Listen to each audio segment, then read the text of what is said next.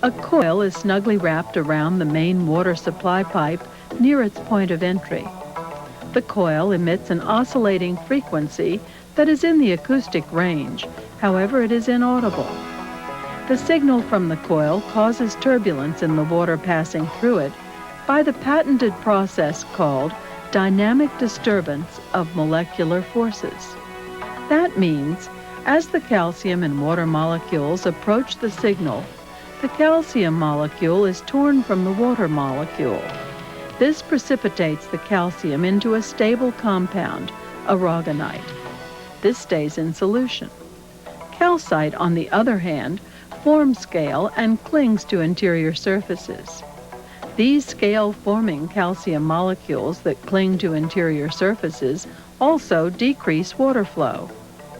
The scale watcher process prevents calcium molecules from adhering to each other or any other surface.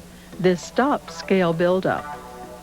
As the calcium-free water molecule passes through the system, the calcite, which is scale, goes into solution by attaching to the water molecule, and existing scale is removed. So without the addition of any chemical or salt, hard water scale is flushed away once and for all. The taste of the water